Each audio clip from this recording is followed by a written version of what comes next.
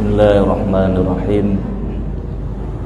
Assalamualaikum warahmatullahi wabarakatuh.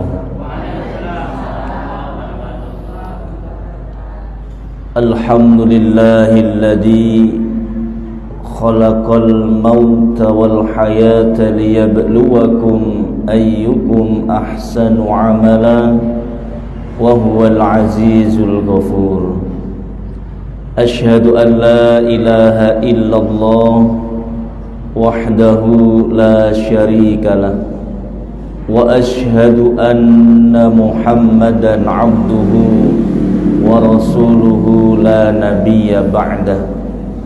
Allahumma salli wa sallim ala nabiyyina Muhammadin wa ala alihi wa ashabihi ajma'in. Amma ba'd. Para bapak, para ibu ingkang minulya, monggo sareng-sareng kita muji syukur ing ngarsanipun Allah Subhanahu wa taala kelawan sareng-sareng maos kalimat alhamdulillahi rabbil alamin. Mugi-mugi kula panjenengan sedaya ingkang hadir wonten pengajian injing menika, keluarga ingkang wonten griya, masyarakat sekitaran masjid ingkang midhangetaken pengajian injing menika tansah dipun paringi sehat wal afiat, dipun paringi rizki ingkang halal lan barokah, lan mugi-mugi benjang kula panjenengan sedaya dipun takdir dados tiang-tiang ingkang husnul khotimah. Amin ya rabbal alamin. Sholawat ma'asalam mugi tansah terunjuk dumateng Nabi kita Muhammad sallallahu alaihi wasallam, lan monggo kula panjenengan berusaha berupaya anggene nindakaken sedaya sunah-sunahipun Kanjeng Nabi. Harapan kita benjang saged kekempal manunggal wonten surganipun Allah Subhanahu wa taala. Amin ya rabbal alamin. Para bapak, para ibu ingkang minulya, kula panjenengan sakmenika wonten teng wulan Rajab. Sebagaimana wau sampun disebataken sakmenika tanggal 21 Rajab. Bulan Rajab niku termasuk salah setunggal saking sekawan ulan ingkang termasuk ulan dimuliakan kali Allah. Ngendikanipun Allah wonten surat Songo ayat 36, Inna iddatas syuhur indallah isna asyara syahran. Hitungan ulan munggohi Allah niku wonten 12 fi kitabillahi yauma khalaqas samawati wal ard. Allah netepne maring 12 ulan setiap tahun menika sejak Allah nyipta langit, Allah nyipta bumi. Minha arba'atun hurum, saking 12 ulan niku wonten sekawan ulan ingkang dipun mulyakne Allah. Terus Kanjeng Nabi 3 bulan secara berurutan, 1 bulan di tengah-tengah di antara 12. 3 bulan yang berurutan keteranganipun hadis Nabi nggih menika bulan 11, bulan 12, bulan 1. Bulan 11 bulan apa para bapak ibu? November. Dzulqa'dah. 12 Dzulhijjah. Bulan pertama Muharram. Ki sing itu hadiah MC Neto kata ya Pak. Sing jawab. Jadi para bapak ibu kami mulia, di antara 4 bulan yang dimuliakan oleh Allah atau disebut bulan hurum, bulan haram, Dzulqa'dah, Dzulhijjah, Muharram. Yang satu ada di tengah-tengah, yaitu bulan ketujuh, bulan Rajab. Bulan Rajab termasuk bulan yang dimuliakan oleh Allah. Salah setunggale alasan pada bulan Rajab ini terjadi suatu peristiwa yang luar biasa, di luar akal manusia, di luar nalar dan logis manusia. Gini ku peristiwa ingkang disebut Isra Mi'raj.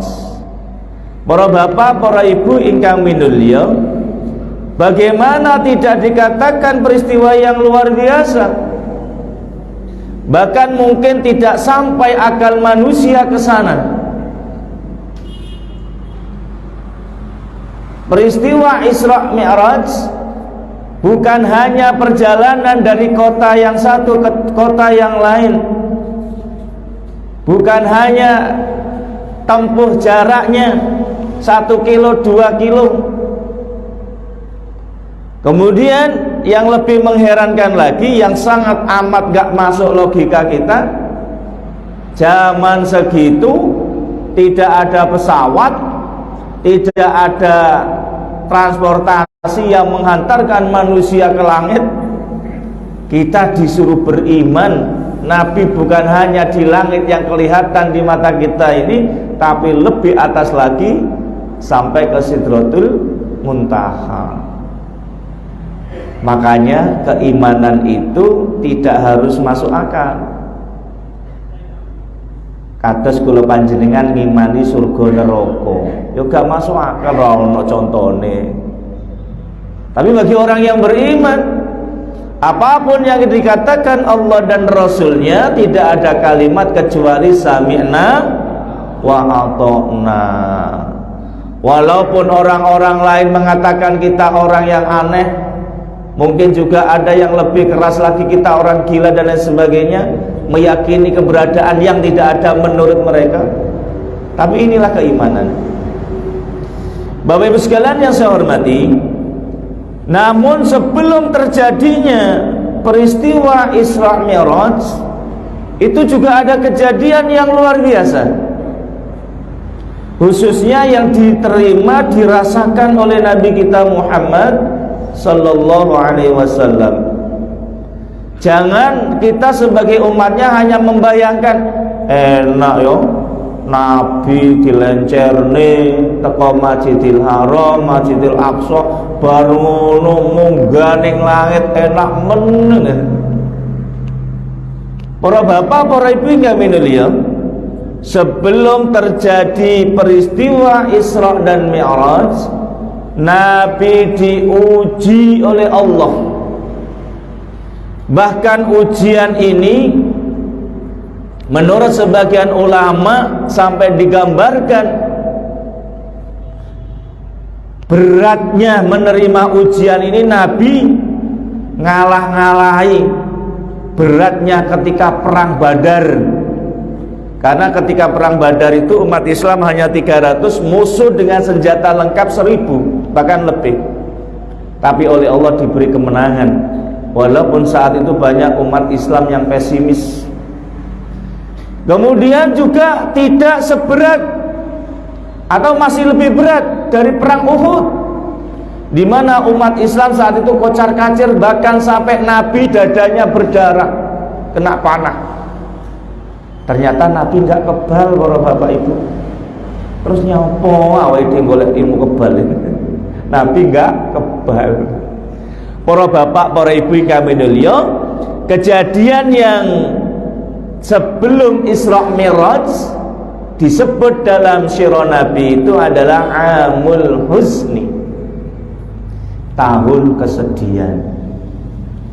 Di mana di tahun yang sama, ada sebagian ulama mengatakan juga di bulan yang sama, yaitu di bulan Rajab, Nabi ditinggal wafat oleh 2 pelindung setianya, oleh orang yang membekengi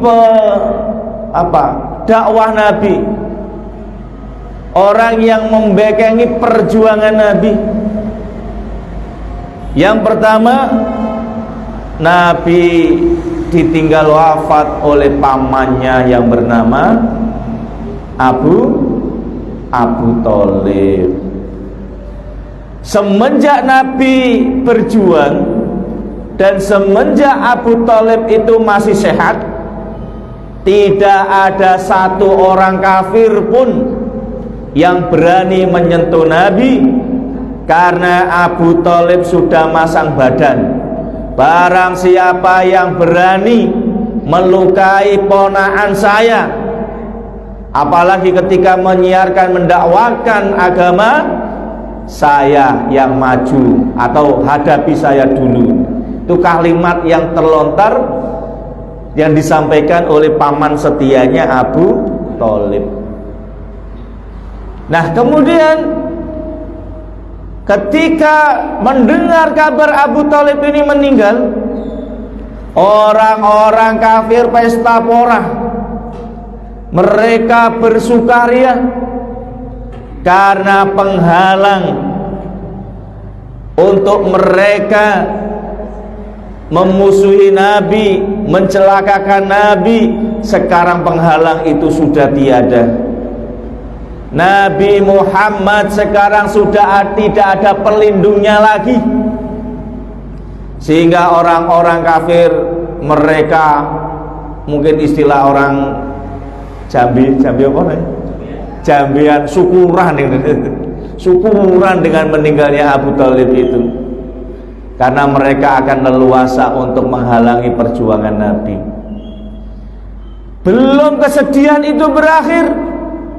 Ada yang mengatakan selang 3 hari, ada yang mengatakan selang sekian bulan, yang di tahun yang sama, istri tercinta yang setia mendampingi perjuangan Nabi, bahkan hartanya habis demi berjuang berdakwah dengan Nabi, yakni Khadijah, juga diwafatkan oleh Allah Subhanahu wa ta'ala. Maka sebagai manusia biasa, Nabi pun punya rasa, punya perasaan, punya hati, punya nurani, juga sedih Nabi. Nah, di tengah-tengah kesedihan itu, orang-orang kafir Quraisy bertambah senang. Abu Thalib sudah enggak ada, Khadijah sudah tiada, kita akan bebas untuk memerangi Nabi. Maka saat itu semebar kabar Nabi sudah tidak semangat lagi dalam berjuang. Nabi sudah tidak punya kekuatan lagi menyebarkan agama Islam. Dan ketika itu orang-orang kafir Quraisy yang ada di Mekah semakin berani. Bagaimana Nabi itu merasa tersudut. Singkat cerita, Nabi berusaha pindah tempat ke Thaif, minta perlindungan kepada saudara-saudaranya yang ada di Thaif. Ternyata orang-orang Thaif juga demikian, sudah dihasut, sudah difitnah. Jangan sampai Muhammad ke sini, bahaya. Jangan sampai terjadi kayak di Mekah, orang-orang semua terhasut pindah agama. Sehingga ketika Nabi ke Thaif, belum sampai masuk ke kampung, dilempari batu oleh orang-orang yang kena hasut, kena fitnah itu, sampai Nabi berdarah. Sampai malaikat Jibril itu tidak terima. Wahai Muhammad, izinkan aku mengangkat gunung di dekatmu ini untuk aku timpakan kepada mereka kaum Thaif yang sudah mencelakakan kamu. Umpami kula panjenengan ditawani ngoten pripun Bapak Ibu? Kang sampeyan nyapa iki lho gedhe kabeh. Sapa sing ngene kok? Ayo Kang digeruduk Kang. Ayo wis. Nah, Nabi mboten purun para Bapak Ibu. Ojo. Bahkan Nabi mengangkat kedua tangannya seraya berdoa kepada Allah, Allahumma dini fi qaumi, ya Allah, berikan hidayah kepada kaumku. Mereka enggak tahu, mereka kena hasud, mereka kena fitnah. Singkat cerita, Nabi kembali pada waktu malam ke Mekah, kemudian tertidur di Masjidil Haram. Saat itulah datang malaikat Jibril atas perintah Allah untuk mengajak Nabi jalan-jalan. Bahasa santainya kita seperti itu, untuk Isra, sebagaimana yang Allah firmankan dalam surat 17 ayat yang pertama. A'udzubillahi minasyaitonirrajim.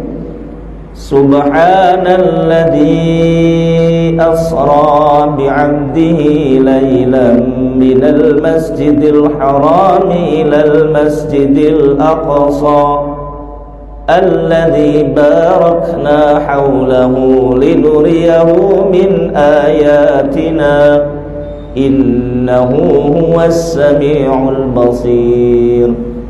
Maha suci Allah yang telah memperjalankan hambanya pada waktu malam dari Masjidil Haram Mekah ke Masjidil Aqsa Palestina, yang diberkahi oleh Allah sekitarnya, yang merupakan tanda-tanda dari kebesaran Allah. Sesungguhnya Allah Maha mendengar dan Allah Maha melihat. Bapak Ibu sekalian yang saya hormati, ketika Nabi dibangunkan, kemudian diajak ke Masjidil Aqsa, disuruh sholat 2 rakaat, kemudian ditawari 2 minuman oleh malaikat Jibril. Di tangan kiri Jibril itu ada minuman khamr, minuman keras. Di sebelah kanan ada minuman susu yang menyehatkan. Nabi milih yang kanan. Maka Jibril sontak menjawab, pilihanmu tepat, dan pasti siapa yang mengikutimu, yaitu umat-umatmu, mereka akan selalu disehatkan oleh Allah, baik jasmaninya maupun rohaninya. Artinya syariat yang dibawa oleh Nabi Muhammad itu pasti menyehatkan, baik menyehatkan hati kita ataupun menyehatkan jasmani kita. Nah, kemudian dalam surat An-Najm, surat tentang Isra, tentang Mi'raj, ayat 1 sampai 18, terutama di ayat 13, 14, 15. وَلَقَدْ رَآهُ نَزْلَةً أُخْرَى عِنْدَ سِدْرَةِ الْمُنْتَهَى إِنَّهَا جَنَّةُ الْمَأْوَى. Pada saat Mi'raj, sungguh Nabi melihat malaikat Jibril itu dalam bentuk yang lain. Maksudnya, kalau setiap ketemu malaikat Jibril secara fisik, biasanya malaikat Jibril itu berupa manusia. Tapi ketika naik ke langit, ke Mi'raj, Jibril nggak mampu kalau bentuknya manusia, nggak bisa terbang. Maka Jibril berubah menjadi wujud asli malaikat bersayap. Maka kalau diantara jamaah ada yang bersayap, berarti malaikat. Kalau nggak ada berarti tidak malaikat, berarti masih punya potensi salah. Kalau malaikat kan nggak punya salah, maka jangan merasa tidak bersalah, jangan merasa seperti malaikat karena kita tidak bersayap. Nah, sehingga Nabi dan malaikat Jibril bisa bersama-sama. Sedangkan Nabi Muhammad diberi kendaraan yang istimewa, lebih bagus dari sepeda motor, lebih hebat dari mobil, lebih dahsyat dari pesawat, yaitu kendaraan buraq. Digambarkan dalam hadis, buraq itu hampir sama antara keledai dan kuda, lebih besar dari keledai, lebih kecil dari bighal, dari kuda. Cuma akhirnya digambar-gambar kuda bersayap. Ya tidak seperti itu, nggak ada yang tahu, nggak ada yang tahu. Bahkan ketika Rasulullah menjelaskan tentang gambarannya saja, Rasulullah masih bingung. Wis pokoknya nggak ada di dunia, kata Rasulullah. Lah habis itu muncul gambar burung jaran ono sayape. Tidak seperti itu. Itu hanya ilusi manusia, nggak bisa digambarkan. Cuma Rasulullah mengatakan dalam hadis, burung itu koyo-koyo lebih gede teko keledai, lebih cilik teko jaran. Tapi apa bentuknya koyo ngono, Rasulullah nggak pernah mengatakan. Nah, kemudian Bapak Ibu sekalian, di sepanjang perjalanan Mi'raj, Nabi berjumpa dengan para nabi-nabi terdahulu, Adam, Idris, Nuh, Saleh, Ibrahim, dan seterusnya. Singkat cerita, sampailah Nabi ke Sidratil Muntaha. Malaikat Jibril angkat tangan, ya Rasulullah, saya oleh Allah hanya diperkenankan hanya di sini, jenengan lanjutkan ke mustawa, jenengan langsung diminta hadir di hadapan Allah. Kemudian Bapak Ibu sekalian, Rasulullah oleh Allah diberi hadiah yang luar biasa. Hadiah inilah yang akhirnya membangkitkan Nabi dari kesedihan, semangat lagi. Dan hadiah ini bukan hanya untuk Nabi, hadiah ini juga untuk kita umatnya. Apa hadiah itu? Sholat. Jadi hadiah itu sebenarnya bukan perintah Bapak Ibu. Sholat itu adalah hadiah kebutuhan kita. Opo iyo? Mari nanti kita jelaskan. Perintah sholat yang pertama itu sebanyak 50 waktu, bukan 5 waktu. Umpama ini langsung diiyakan oleh Nabi, Nabi nggak berjumpa Nabi Musa, disuruh minta kortingan. Mungkin kalau panjenengan buru keluar dari masjid, baru buka lawang, takmir langsung adzan lagi, baru masak wis iqomah. Kok 50 waktu, 5 waktu ae sik bolong-bolong, sik njaluk dikorting. Apa mana lek subuh? Para bapak ibu kami nulia, atas jasa usulan Nabi Musa, akhirnya Rasulullah meminta keringanan waktu sholat yang 5 waktu itu. Singkat cerita tinggal 5 waktu. Kenapa? Setelah Rasulullah menerima hadiah sholat ini, semangatnya bangkit kembali. Seakan-akan tidak takut lagi dengan orang-orang kafir Quraisy. Gak peduli paman pelindungnya sudah wafat, gak peduli istri tercintanya sudah tidak mendampingi lagi, semangatnya berkobar lagi. Ini kuncinya di sholat Bapak Ibu. Minimal ada 5 hikmah dari sholat, manfaat sholat, keistimewaan sholat yang harus kita ketahui, sehingga sholat kita nanti gak sembrono, sehingga sholat ini bukan lagi perintah, bukan hanya sebagai penggugur kewajiban kita, tapi nanti akan menjadi kebutuhan kita. Lek gak sholat gak enak, itu baru kebutuhan. Tapi kalau ada kalimat ala wis sing penting sholat, bukan sing penting sholat, ini sembrono. Tapi kalimatnya mari dibalik, sholat itu penting, bukan yang penting sholat. Yang pertama mari kita perhatikan surat 29, surat Al-Ankabut ayat 45. Aqimis shalah innas sholata tanha 'anil fahsya' wal munkar. Sholatlah, sesungguhnya sholat itu mencegah dari perbuatan keji dan perbuatan mungkar. Bapak Ibu sekalian yang saya hormati, di ayat ini Allah hendak menyampaikan kepada kita, kalau diri kita ingin menjadi pribadi yang baik, tidak berbuat keji, berbuat dosa, berbuat salah, dan tidak berbuat mungkar, tidak menzalimi, tidak menyalahi orang lain, pendek kata kita dibentengi oleh Allah dari perbuatan-perbuatan yang tidak baik, sholatlah. Cuma yang jadi pertanyaan, kok ada ya orang yang sholat kok masih suka memfitnah, rajin menggibah, suka korupsi, suka zalim, suka ngentit, dan lain sebagainya. Maka Allah mengatakan, fawailul lil musallin alladzina hum an salatihim sahun. Celakalah orang-orang yang sholat, yaitu orang-orang yang lalai dalam sholatnya. Kalau betul-betul dia sholat, bukan hanya takbir, rukuk, sujud, salam, selesai, dianggap hanya rutinitas dan ritual saja, tidak. Maka Allah Subhanahu wa taala mengatakan, qad aflahal mu'minun alladzina hum fi salatihim khashi'un. Orang yang beriman yang beruntung itu adalah orang yang khusyuk dalam sholatnya. Siapa orang yang khusyuk dalam sholatnya? Apakah mereka yang ketika takbir, ruku, sujud, salam meneteskan air mata karena teringat hutang-hutangnya? Tidak. Tapi bagaimana semua bacaan dan semua gerakan itu betul-betul diterapkan dalam kehidupannya sehari-hari. Allahu Akbar, Allah Maha Besar. Berarti saya kecil.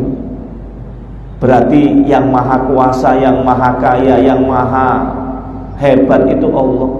Keluar dari sholat, yang dulu dia sebelum sholat rasa sombong, angkuhnya tinggi, merasa paling hebat, merasa paling benar. Ketika sholat, lunturlah keangkuhan dan kesombongannya. Mau sombong, oh iya, aku tadi sudah takbir, Allahu Akbar. Kemudian di dalam sholat ada ruku, ada sujud. Allah hendak menyampaikan kepada kita, hei menungso, gak selamanya kamu itu rusuh, kuat, gak selamanya kamu itu jaya. Suatu ketika kesehatanmu akan dikurangi menjadi setengah sehat, ruku. Kekayaanmu akan dikurangi menjadi setengah seperti orang ruku. Pejabatanmu tinggal setengah periode jadi ruku. Bahkan sampai sujud kita tersungkur. Yang dulu kita jaya, kita kaya raya, akan dibuat bangkrut. Dulu disanjung-sanjung oleh orang-orang di sekitar kita, oleh rakyat kita, oleh pemilih kita. Suatu saat akan dihina-hina. Sebagaimana kita sujud, kepala kita di bawah, ngapunten, pantat kita di atas. Maka orang yang sholatnya benar, dialah orang-orang yang menerapkan nilai-nilai sholat itu dalam kehidupan sehari-hari. Pasti dia tidak akan berbuat keji, tidak akan berbuat mungkar.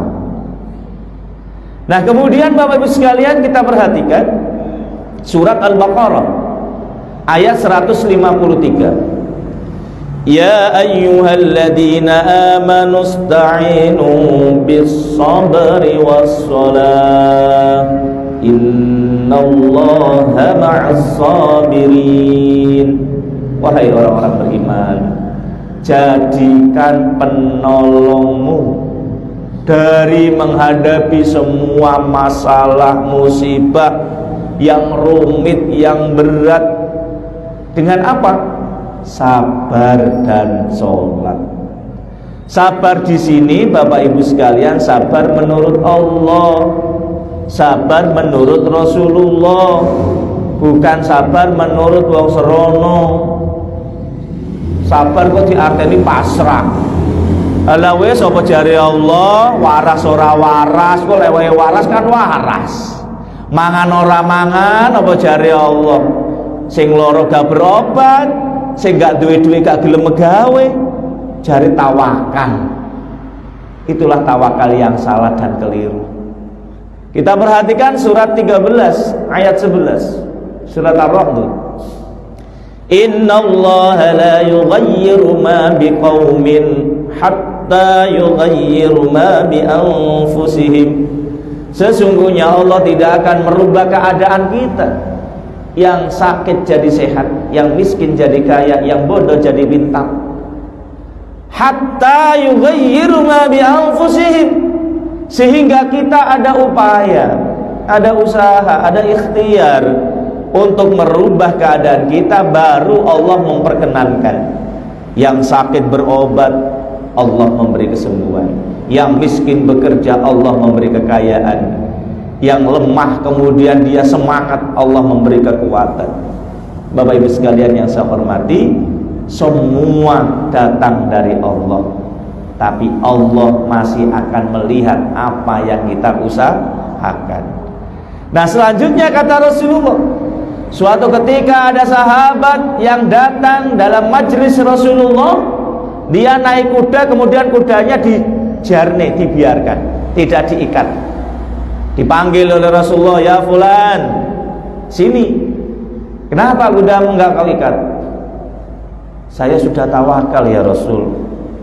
Napa terus Gusti Allah pun lek pancen gadane kula nggih insyaallah mboten teng pundi-pundi.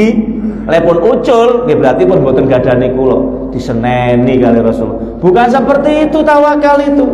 Kau ikat dulu kudamu, kemudian kamu pasrah kepada Allah. Kalau sudah diikat kok kemudian lari, lepas, berarti Allah menghendaki itu.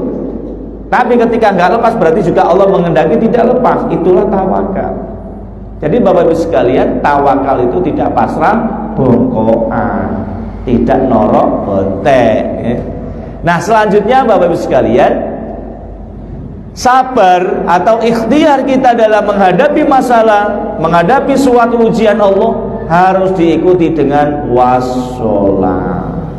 Maka kenapa Rasulullah ketika ditinggal wafat oleh paman dan istrinya begitu sedihnya, ketika kemudian Isra Mi'raj kemudian tumbuh semangat lagi, wassalah kuncinya, karena sholat. Dan Allah berjanji kepada kita, sopo sing sabar, ikhtiar terus menghadapi ujian Allah, kemudian sholatnya juga istiqomah. Innallaha ma'as-sabirin. Ikhtiar yang seperti itu, sabar yang seperti itu, disertai oleh Allah, didampingi oleh Allah. Maka kalau sudah Allah mendampingi kita, nggak ada yang tidak mungkin. Maka ketika Rasulullah perang Badar, itu sahabat semuanya pesimis, bahkan ingin mundur dari peperangan. Bahkan banyak juga yang mundur. Ya Rasulullah, nggak mungkin kita menang, nggak mungkin. Sudah ya Rasulullah, kita ngalah saja, kita tunda saja peperangan ini. Maka Rasulullah mengatakan, innallaha ma'ana, Allah bersama kita. Kemudian semangat lagi para sahabat itu. Ya sudah Rasulullah, kita akan berjuang. Maka ada semboyan dalam perjuangan Islam itu, iskariman aumut syahidan. Hidup mulia dalam peperangan karena kemenangan, mati syahid dalam perjuangan peperangan ketika kita dalam kekalahan atau kematian. Jadi nggak ada yang rugi. Menang ya untung, kalah mati ya untung. Menang mendapatkan kemuliaan, mati dalam keadaan syahid mendapatkan surga. Jadi dalam Islam itu pejuang-pejuang Islam itu harus punya semboyan aish kariman aumut syahidan. Walaupun kita dibenci, walaupun kita dihina, terus kita berjuang. Nah Bapak Ibu sekalian yang saya hormati, maka ayat ini bukan hanya untuk Nabi, ayat ini untuk kita semuanya. Ketika kita diuji oleh Allah, diberi musibah oleh Allah, diberi masalah yang rumit oleh Allah, kuncinya ada dua. Mari kita ikhtiar menghadapi musibah itu. Yang kedua, kita sholat 5 waktu itu kita lempengkan. Apalagi ditambah dengan sholat-sholat sunnah. Sholat sunnah yang mana? Yang dapat mendatangkan bantuan ataupun pendampingan Allah tadi itu. Maka yang ketiga, kita perhatikan surat 17 ayat 78, 79, 80, surat Al-Isra. Mari kita perhatikan.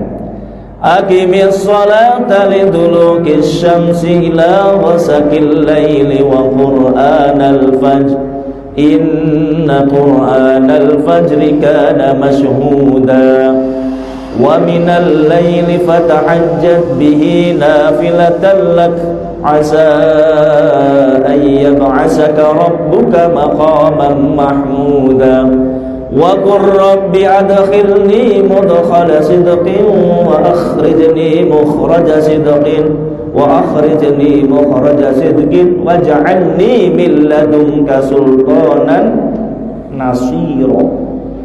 Para Bapak Ibu yang kami muliakan, Allah Subhanahu wa taala di dalam ayat ini menyampaikan keuntungan, manfaat, dahsyatnya kita sholat 5 waktu ditambah dengan sholat tahajud. Kita perhatikan ayatnya. Aqimis sholat, sholatlah liduluki syamsi, ketika matahari sudah ada di kepala kita, sudah bergeser sedikit ke barat, yaitu waktu sholat duhur, ila ghasakil lail, hingga bergeser waktu sore sholat asar, waktu senja sholat maghrib, waktu malam sholat isya, wal fajr, dan sholat subuh. Jadi kalau ada yang mengatakan mana dalilnya sholat 5 waktu, itu enggak ada, yang ada itu cuma sholat lah. Jadi boleh sholat itu 1 waktu, 2 waktu, atau sholat itu cukup dengan ingat Allah, ikut sholat. Berarti enggak tahu mau Quran. Ini ayatnya, sholat 5 waktu ini. Cuma tidak disebutkan duhur, asar, maghrib, disebutkan dalam hadis Nabi Muhammad. Maka dalam Al-Quran itu dikatakan, surat Al-Baqarah ayat 185, Syahrul Ramadan alladzi unzila fihi al-Qur'anu hudan lin-nasi wa bayyinatin minal huda wal furqan. Allah menurunkan Al-Quran itu sebagai hudan, petunjuk, dan sebagai penjelas, dan ada penjelas dari Al-Quran itu yang disebut Al-Hadis. Maka Rasulullah ketika meninggal dunia atau akan meninggal dunia itu pesan dua wasiat. Taraktu fikum amroini fa in tamassaktum bihima lan tadillu abada. Aku tinggalkan 2 pusaka kepada kalian. Sekiranya kalian berpegang teguh kepada keduanya, pasti kalian tidak akan tersesat selama-lamanya. Apa itu? Kitab Allah Al-Quran wa sunnatar Rasul Al-Hadis. Maka nggak boleh Bapak Ibu sekalian ini dipisah. Ini satu paket.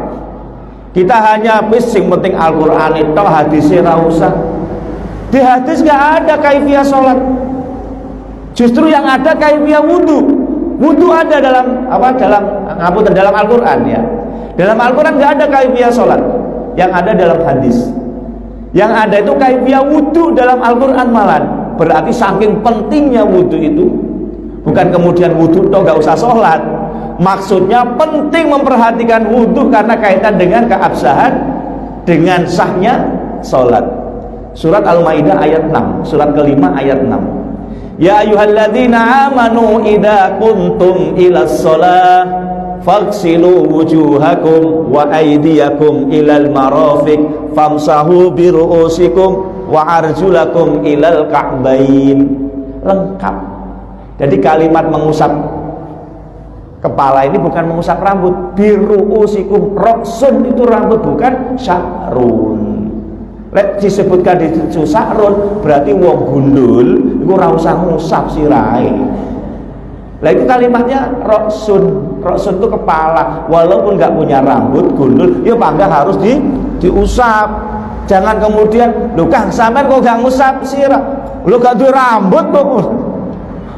Nah, perkara ada yang begini-begini ya monggo, karena di situ ada kalimat bi. Bi itu ada yang mengartikan bi itu sebagian kecil, berarti gini-gini aja, sebagian setengah dari kepala berarti cukup yang ada yang ditumbi rambut, atau sebagian besar kan itu, seluruhnya kepala. Nah, Bapak Ibu sekalian yang saya hormati, di sini Allah menyampaikan, barang siapa yang sholat duhur, asar, maghrib, isya, subuh, bahkan ditekankan pada waktu subuh, inna qur'anal fajri kana mashhuda. Barang siapa yang sholat subuh, mereka disaksikan oleh seluruh malaikat yang ada di langit. Untuk apa malaikat melihat orang-orang yang sholat subuh? Disebutkan dalam hadis Rasulullah, seluruh malaikat itu mendoakan, ya Allah, berikan keberkahan, berikan rizki kepada orang yang sholat subuh hari ini sampai subuh besok lagi. Maka dalam hadis yang lain Rasulullah mengatakan, barang siapa yang sholat subuh, dijamin rizkinya oleh Allah sejak subuh itu sampai datang waktu subuh lagi. Maka Bapak Ibu eman kalau sampai kita nggak sholat subuh, delok bal-balan sampai jam 2 jam 3 kuat, sholat subuh lagi ono 10 menit gak kuat. Ini aneh ini. Nah, kemudian ayat berikutnya, ayat 79, Allah mengatakan, wa minal laili fatahajjad bihi nafilatan lak, dan salatlah tahajud di sepertiga malam terakhir sebelum subuh, nafilatan lak, sebagai ibadah tambahan, sebagai salat tambahan. Asa rabbuka maqaman mahmuda, pasti barang siapa yang salat tahajud akan diberi kedudukan yang mulia oleh Allah. Apa kedudukan yang mulia itu? Kalau kita di dunia rezekinya dimudahkan oleh Allah, keluarga kita oleh Allah dijadikan keluarga yang sakinah mawaddah warahmah. Kemudian kumpulan-kumpulan kita akan dikumpulkan oleh Allah dengan kumpulan-kumpulan yang baik. Ketika kelak kita meninggal dunia, kita akan diwafatkan oleh Allah dalam keadaan husnul khotimah. Dan maqamam mahmudah kelak di akhirat tidak lain tidak bukan adalah surga Allah Subhanahu wa ta'ala. Maka di ayat berikutnya Allah menyuruh kita berdoa untuk itu. Kalau kita ingin mendapatkan maqamam mahmudah itu, baca doa ini di ayat 80. Waqul, katakan, Rabbi adkhilni mudkhala sidqin wa akhrijni mukhraja sidqin waj'alni min ladunka sultanan nasira. Ya Allah, masukkan aku, kumpulkan aku ke dalam golongan, ke dalam organisasi, ke dalam kelompok yang baik-baik, yang kelompok itu gak pernah korupsi, yang kelompok itu gak pernah menggibah, memfitnah, yang kelompok itu gak pernah ngerusui kelompok lain, yang kelompok itu gak pernah menyalahi kelompok lain. Masukkan aku ke dalamnya ya Allah. Ya Allah, ketika aku kelak meninggal dunia ya Allah, keluarkan aku dari dunia yang fana ini menuju alam barzakh dalam keadaan baik, dalam keadaan melakukan kebaikan. Ya Allah, ketika kelak di akhirat ya Allah, kumpulkan kembali kami dengan orang-orang dulu ketika di dunia yang baik-baik. Kumpulkan kami ke dalam surgamu ya Allah. Maka dalam surat Al-Fajr Allah juga berjanji, ya ayyatuhan nafsul mutmainnah irji'i ila rabbiki radiyatan mardiyah fadkhuli fi ibadi wadkhuli jannati. Kita yang saat ini kumpul dalam kebaikan menuju ridha Allah akan dikumpulkan oleh Allah seperti ayat ini. Fadkhuli fi ibadi, kumpul kembali kalian dengan orang-orang yang baik itu. Wadkhuli jannati, segera masuk ke dalam surga. Nah, kemudian di ayat 71 tambahannya, boleh kita tambahkan, wa qul ja'al haqqu wa zahaqal batil innal batila kana zahuqa.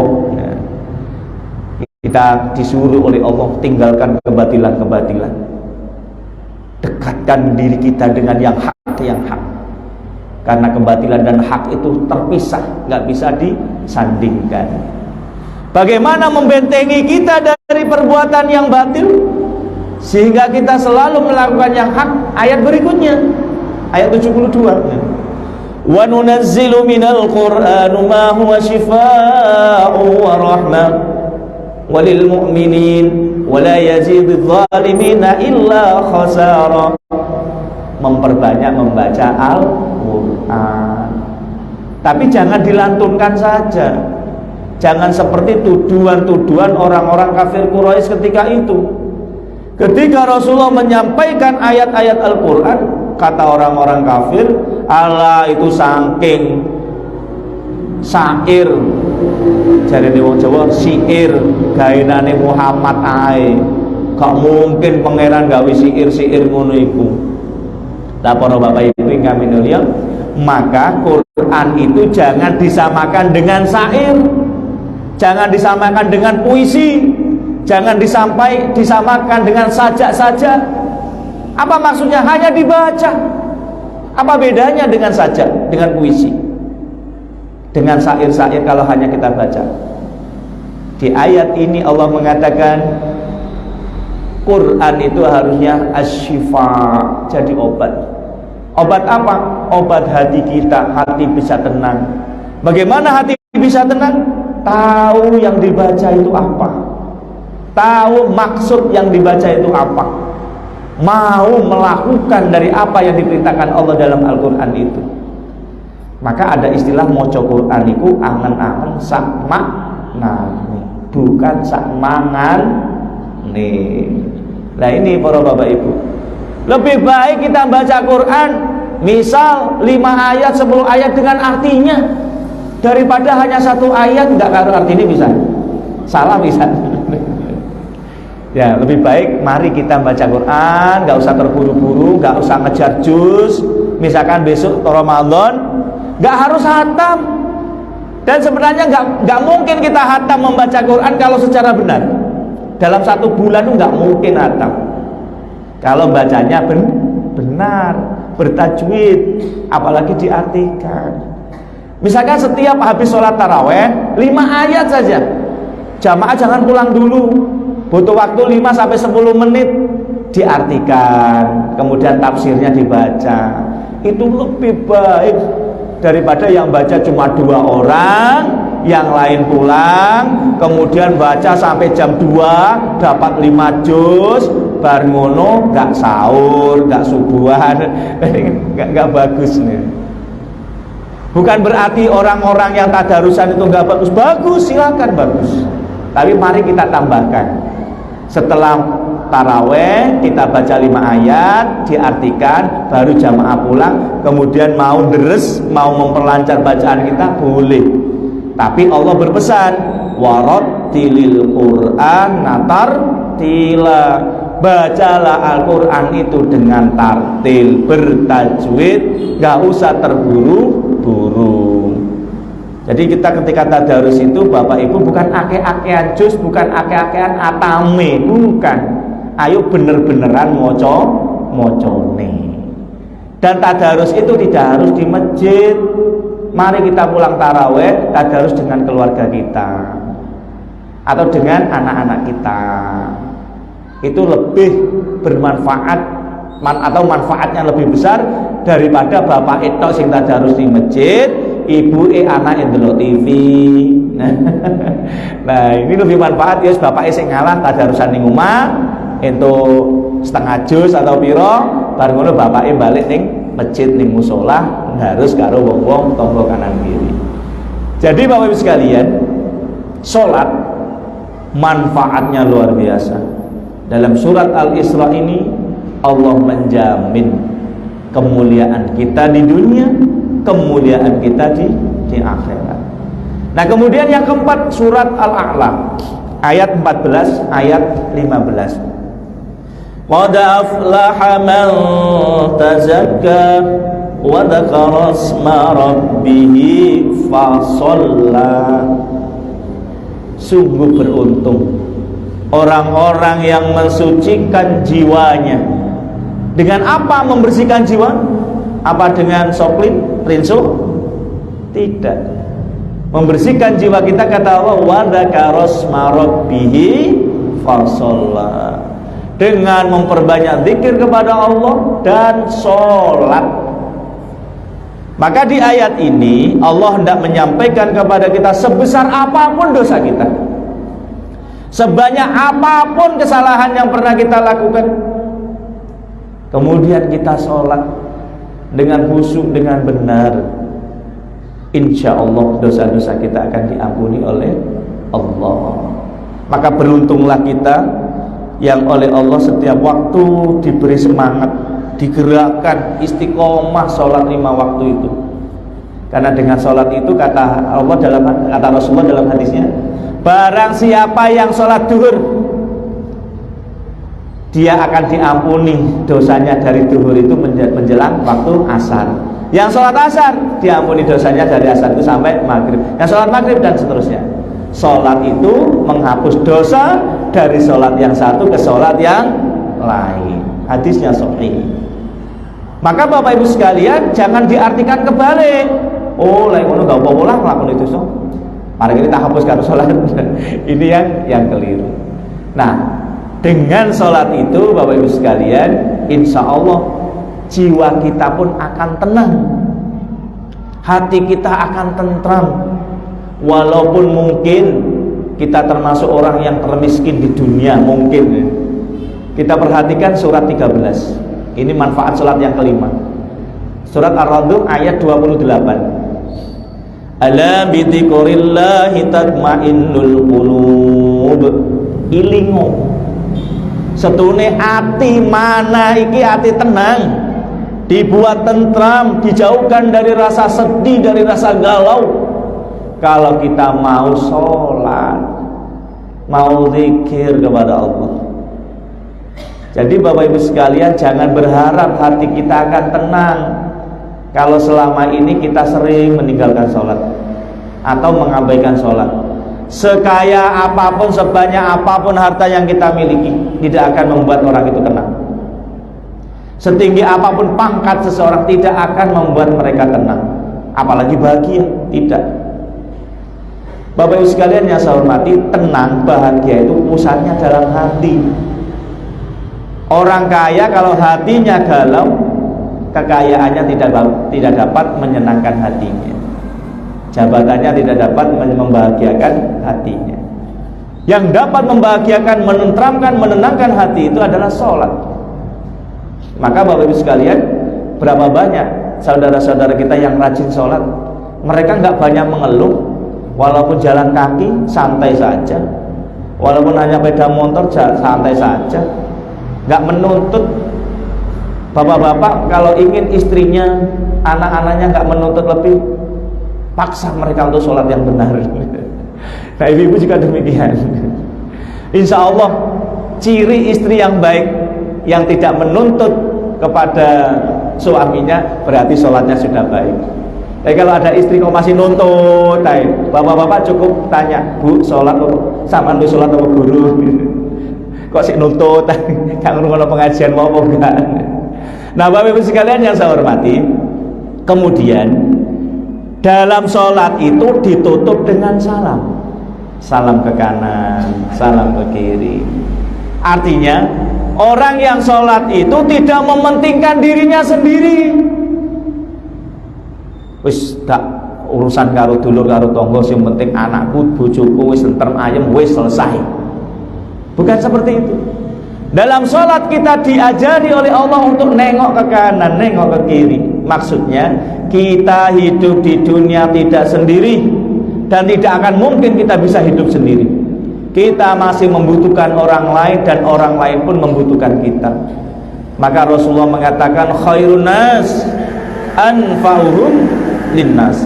Orang yang baik itu bukan yang paling kaya, yang paling ganteng, yang paling ayu, yang paling tinggi pangkatnya, bukan. Tapi dengan kelebihan dan kekurangannya mampu bermanfaat bagi orang-orang di sekitarnya. Maka dengan salam itu, kanan ke kiri, Allah hendak menyampaikan kepada kita, kalau sholat kita sudah benar, sholat kita sudah baik, jadilah orang yang peduli terhadap lingkungan. Wa amma bi ni'mati rabbika fahaddits. Surat Ad-2 ayat terakhir. Atas nikmat Allah fahaddits, tebarkan, berbagi, walaupun hanya satu pisang goreng, walaupun hanya satu gelas aqua. Mari kita berbagi. Dalam hadis Rasulullah dikatakan, awwalu ma yuhasabu ala 'abdihi yaumal qiyamah as-shalah. Fa idza saluhat saluha sairu 'amalu wa idza fasadat fasada sairu 'amalu. Yang pertama kali akan dihisab atas perbuatan manusia selama hidupnya di dunia itu adalah sholat. Fa idza saluhat saluha sairu 'amalu. Apabila sholatnya baik, seluruh amalannya dianggap baik. Wa idza fasadat fasada sairu 'amalu. Apabila sholatnya tidak baik, Apabila sholatnya rusak, seluruh amalannya dianggap tidak baik, dianggap rusak. Apa makna dari hadis ini? Maknanya terbalik Bapak Ibu. Orang yang sholatnya baik, pasti amal-amal yang lain baik. Kalau amal-amal lain tidak baik, pasti sholatnya belum baik. Ini pengertiannya. Jadi Bapak Ibu sekalian, kalau kita dengan saudara, dengan tetangga, ucapan kita menyejukkan, menyenangkan, kehadiran kita dinanti-nanti, insya Allah sholat kita berarti sudah baik.